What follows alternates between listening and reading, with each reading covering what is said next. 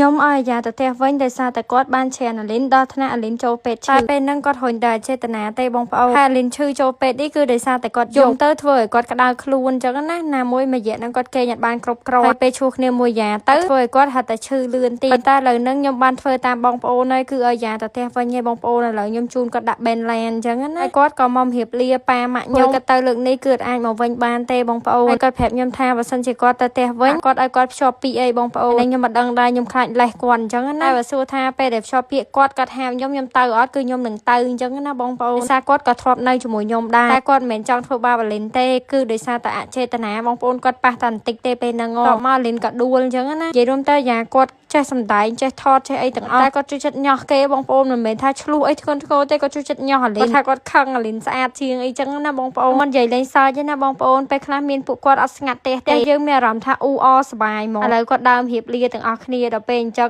កំសត់ដល់តែពេលដែលធ្វើបាបគេវិញគឺអត់មានកំសត់សោះឥឡូវមករៀបលាប៉ែនិយាយថាកំសត់យកហ្មងបងប្អូនខ្ញុំមិនណិតទេប៉ុន្តែខ្ញុំត្រូវតែធ្វើតាមបងប្អូនដោយសារអីបងប្អូនថាឲ្យយកគាត់គឺខ្ញុំមិនយកទេខ្ញុំតែនិយាយម៉ាត់ណាម៉ាត់ហ្នឹងឲ្យបងប្អូននិយាយថាឃើញតែឲ្យយ៉ាទៅតែអត់ឃើញអើយទៅសោះខ្ញុំទៅនៅមានបងប្អូនអត់ជឿខ្ញុំថាខ្ញុំឲ្យគាត់ទៅទៀតខ្ញុំចេះតែនិយាយចលោមែនដបងដើម្បីឲ្យគាត់កែតែអត់កែគឺខ្ញុំឲ្យទៅឥឡូវវេទនាទៀតទេបងប្អូនអត់មានតួថតទៀតទេត្រូវវាហើតួទៀតតែឃើញបងប្អូនខមមិនច្រើនមែនតែនថាបាច់ខ្វល់ទេរឿងតួអត់ចេះខ្វះអ្នកថតទេមានអ្នកណាគេចង់ថតខមមិនម្នាក់មួយមើលបងប្អូនដោយសារឥឡូវហ្នឹងគឺអស់តួទៀតទេខ្ញុំវេទនារឿងហើតួសាហាវហ្មងនិយាយមែនតួនៅបន្តិចឈប់ឥឡូវជូនអាយ៉ាទៅបេនឡានមានអ្នកជូនគាត់ទៅគឺប៉ាគាត់ជូនទៅអញ្ចឹងណាបងប្អូនជូនដាក់ត្រឹមបេនឡាននៅផ្សារកំពង់ត្រាមានជួបមានបាយគឺជារឿងធម្មតាយើងមាននិស្ស័យយើងជួបគ្នាថតជាមួយនឹងគ្នាម្ដងទៀតតែបើសិនជាយើងអស់និស្ស័យគឺបានតែត្រឹមហ្នឹងអញ្ចឹងណាបងប្អូនមានបងប្អូនអាណិតយ៉ាខ្លះដែរចង់ឲ្យគាត់ទៅទេគាត់មិនខុសអីធ្ងន់ធ្ងរណាពេលហ្នឹងគាត់អត់មានចេតនាតែធ្វើមិនបងប្អូនបើខ្ញុំសម្រេចចិត្តហើយឯហ្នឹង